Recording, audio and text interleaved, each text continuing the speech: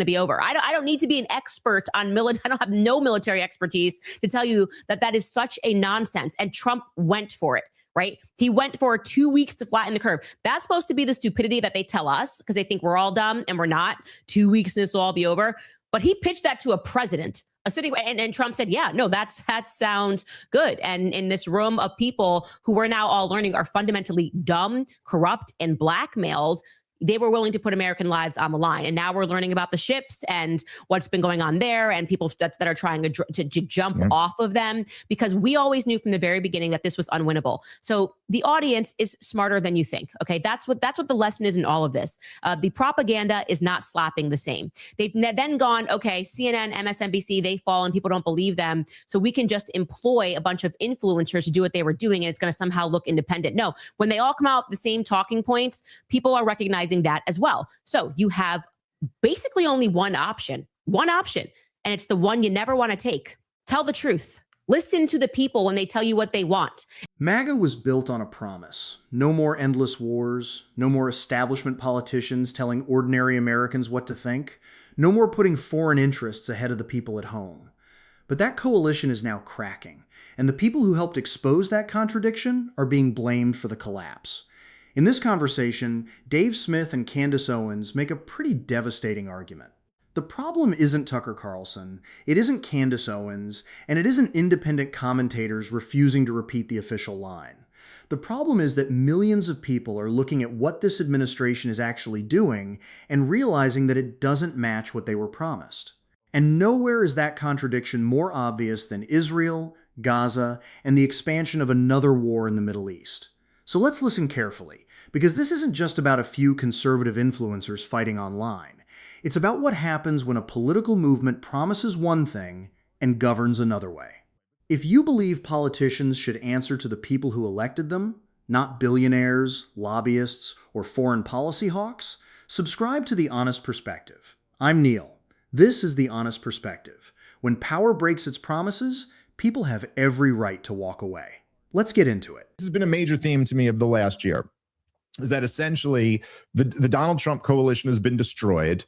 It's much like with the Israel topic in general, when the Zionists would be like, why is Candace Owens exploding in popularity? And like, they would think of everything except for Gaza, everything else except for we're kind of committing a Holocaust on the side. Maybe that's the problem.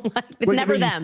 It's like you start this thing, you're kind of like journey on revisiting, the Israel question. And you start it being like, you were like, I just had a baby. And then I saw an image of this baby who had like been crushed under a building. And then I'm just sitting there kind of thinking like, oh my God, that baby's as precious as my baby. And it could be my baby. And imagine what my life would be if that happened to my baby. And then like everyone goes, what's her angle here? You're like, I think it might just be that. I think it might just be the thing she said, like the baby getting crushed. Human. And they're like, oh, so is it like, is Qatari money coming in? Anyway, but so there's this whole, but similarly, there's been this huge, there's this interesting dynamic where, okay, so when obviously this started with the 12-day war and the suppressing of the Epstein files, and then it was really just solidified by launching this war again and the whole thing falling apart. But at first, when the war first launched and you had those polls that said 99% of MAGA loves these wars, crazy. Ben Shapiro and all those guys, they said the lesson here is that Tucker Carlson doesn't matter and Candace Owens doesn't matter and Alex Jones and Megyn Kelly. And sure, you might look next to their shows and see awfully huge numbers. And every time there's a chart, these are the biggest shows out there, but they don't matter. They're totally irrelevant and there's no connect. Now, a year later, the story is that it's all your guys' fault that the coalition broke up. You went from not mattering at all to being responsible to taking down the biggest coalition ever. Whereas like what's right in front of all of us is that it's just like, dude, no one wanted another war. Right. No one wanted another war for Israel. Obviously. And the other thing is, support for Israel has completely collapsed. And so people that continue to lie to them about Israel or lie on behalf of Israel are just not getting support. And you're blaming it on me and Tucker. I don't know why you're blaming it on me and Tucker. Again, we were one of the last ones to really join the party, maybe the first out of the Republican Party to say like, I'm done with this. And that is the part the political establishment keeps getting wrong. They keep assuming voters belong to a team, as if someone who voted for Trump once has signed a lifetime contract to defend everything Trump does. That isn't how politics works. People can support Trump because they want fewer wars and then oppose Trump when he starts another war. They can support a Republican candidate and still oppose the Israeli government's conduct in Gaza. They can be conservative on taxes or immigration and still say, don't spend American blood and American money on another disastrous foreign intervention. That isn't political betrayal. That's called having principles. And notice what happens when those principles collide with the interests of the establishment. Instead of asking why the coalition is breaking apart, the people at the top start looking for someone to blame. Let's keep listening. Getting fired, obviously, publicly, kind of being hung for having a totally rational perspective that genocide is always wrong. I didn't know that there were exclusions on that. I didn't know that genocide is sometimes okay. But sticking to being willing to lose my career and being willing not to change my position for money, which I think is unusual and has built up trust with the audience. Like, if I care about something and I'm principled about something, I'm not going to pivot on those things. But to your other point, this is what's amazing. Speaking about Turning Point, linking up with whoever, they have no morals anymore. They don't care about anything. And that recent piece that they did with Brandy Zazdrozny from NBC. Charlie hated this woman. I mean, talk about the messages I have. She was the original person who did a hit piece on me and Charlie back in 2018. It was like one of our first lessons with the media, how you can sit down with a reporter, invite them in, go take them to dinner. She did pay her own dinner, and then we were just so shocked by what she wrote. This woman is not just an ally of transgenderism. She's like far, she's extreme on transgenderism. She believes that children should be trans. Erica sits down with her. So your husband hated her. You believe a trans furry killed your husband, and you're sitting down with Brandy Zazdrozny to write a hit piece on Candace. You'll partner with anyone when it comes to the topic of Candace. But what was in that piece is so telling, because they basically say they could have reunited an already fracturing Republican Party, which was fracturing over the Iranian war and the Epstein files, had it not been for Candace Owens. I couldn't believe it. I couldn't believe they put it in writing and didn't realize that, yeah, guys, this is crazy. Charlie's death was supposed to make you forget about the pedophiles that Trump was looking the other way on. You were supposed to make you forget about the Zionists who were involved in the Epstein files that Trump was looking away from, in which, in your good sense, you said, I don't care if I supported MAGA. I'm not supporting someone who is okay with children being abused or is willing to look the other way when people who are giving him money are plausibly abusing children. Like, you were moral in that perspective, and we were going to distract you by telling you, ooh, but remember the left bad left, bad trans, bad this.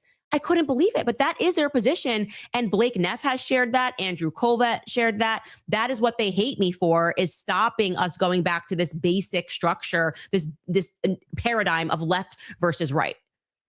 It's so fundamentally misunderstands the dynamic of what's going on. Because, like, in a way, I don't know, it's like they're almost going, first of all, they're going, when they go, oh, Tucker Carlson doesn't matter, or Candace Owens doesn't matter, it's like, okay, now they're trying to downplay your significance as if you guys aren't massively influential figures, which is stupid, But then when they go, you destroyed the whole coalition, or you could have kept it together, you're massively overestimating how much influence any one of us actually has. The thing that people don't get, right, is that there's a mass awakening going on. Now, there is something important here that goes beyond Candace Owens or Tucker Carlson. You don't have to agree with everything these people say to recognize what is happening. A political audience can change. And once people realize that a particular narrative doesn't match reality, repeating that narrative louder doesn't magically restore trust. That's especially true when the subject is war. Because ordinary people are the ones who pay for these wars. They pay through taxes. They pay through higher prices. And, most importantly, other people's families pay with their lives. So when politicians tell voters that they are going to end endless wars and then turn around and support another military intervention, people are going to notice. And that brings us to the most important part of this conversation. Because eventually, blaming the commentators stops working. You have to answer the voters. People like us have been a part of this. We're talking about this, and our audiences respect and enjoy our perspectives and like that we're telling the truth as we see it. But that doesn't mean that we're their emperor god. Like, in other words, if I were to just come out tomorrow and go, yeah, actually, whatever. Let Israel take Lebanon and let them kill some of those people. It's not that my audience would go, all right, well, then I guess that's what we're doing. They'd be like, wait, Dave's been compromised. He's not telling the truth anymore. It's not like as if if they took out you and Tucker Carlson and Joe Rogan, it's not like your audiences would then go back to listening to Jake Tapper and go, oh, okay, I guess that's what the truth. You know what I'm saying? Like, it's like, no, like the truth is that not me or you or anyone else is skilled enough to have spun this away to keep the coalition together. Too many people, the whole point was no more of these stupid wars and drain the swamp. That was the whole point. If we're covering up the most corrupt goddamn thing ever, whatever exactly the Jeffrey Epstein thing was, in one way or the other, it's the most corrupt thing ever in the world. So there's that.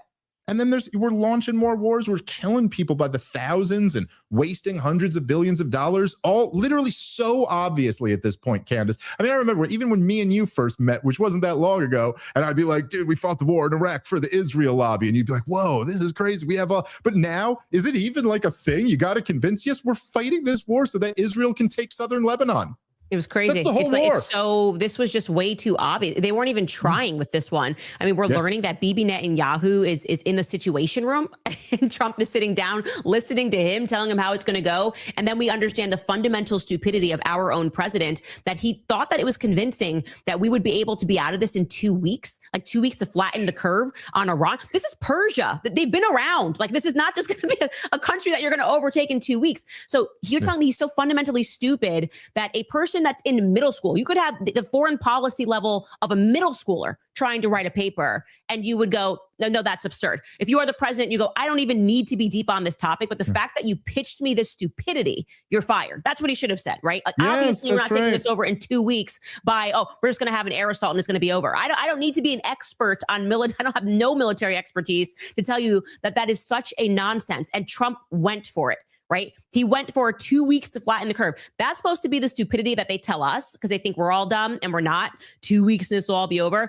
But he pitched that to a president, a sitting, and Trump said, yeah, no, that sounds good. And in this room of people who we're now all learning are fundamentally dumb, corrupt, and blackmailed, they were willing to put American lives on the line. And now we're learning about the ships and what's been going on there and people that are trying to jump off of them, because we always knew from the very beginning that this was unwinnable. So the audience is smarter than you think. Okay, that's what the lesson is in all of this. The propaganda is not slapping the same. They've then gone, okay, CNN, MSNBC, they fall and people don't believe them. So we can just employ a bunch of influencers to do what they were doing and it's going to somehow look independent. No, when they all come out with the same talking points, people are recognizing that as well. So you have basically only one option, and it's the one you never want to take. Tell the truth. Listen to the people when they tell you what they want. And don't be surprised when you completely abandon every issue that you stood on, every promise that you made, and the people are no longer with you. Don't play shock. Don't play it's Tucker's fault, it's Candace's fault, it's whoever's fault. Blame yourself for once in your miserable life. And that is how I feel about Donald Trump today. And there it is. That is the real political story. Not Tucker Carlson, not Candace Owens, not some mysterious media personality who supposedly has enough power to control millions of voters. The deeper problem is that the coalition itself changed. People were promised that the old interventionist politics were finished. They were promised that Washington would stop wasting money on endless wars. They were promised that the government would finally put Americans first. But then the foreign policy machine came roaring back. And this is where the Israel-Gaza question became impossible to ignore. For years, Americans were told that unquestioning support for the Israeli government was simply part of the package. But Gaza changed the conversation. People watched the destruction. They watched Palestinian civilians suffer. They watched the United States continue providing enormous military and diplomatic support to Israel. And millions of people started asking a very basic question. Why? Not, are you Republican or Democrat? Not, are you on the left or the right? Just, why are we doing this? That question is dangerous to an establishment that depends on people accepting the same foreign policy assumptions generation after generation. And this is why I think the biggest mistake is treating political dissent as a personality problem. You can remove Tucker Carlson. You can attack Candace Owens. You can attack independent journalists. You can call people extremists. But if the underlying policy remains unpopular, the problem doesn't disappear. The audience is still there. The questions are still there. And the contradictions are still there. Now, let's be clear about something else. I don't agree with everything said in this conversation, and neither should you. Independent media isn't automatically truthful just because it challenges mainstream media. The left has people who get things wrong. The right has people who get things wrong. Conspiracy theories can be nonsense. Government narratives can also be wrong. The standard has to be the same. Show us the evidence. But that standard cuts both ways. If you're asking ordinary people to trust you with their votes, their tax dollars, and ultimately their sons and daughters, then you owe them more than slogans. You owe them an explanation. And if you abandon the promises that brought your coalition together, don't be shocked when that coalition falls apart. That's the lesson here. People aren't property. Voters aren't members of a cult. And political loyalty is not unconditional. If you believe government should serve ordinary people instead of war profiteers, lobbyists, billionaires, and political insiders, subscribe to The Honest Perspective. I'm Neel. When politicians break their promises, the people have every right to break with them. That's The Honest Perspective, and that's where I'll leave you.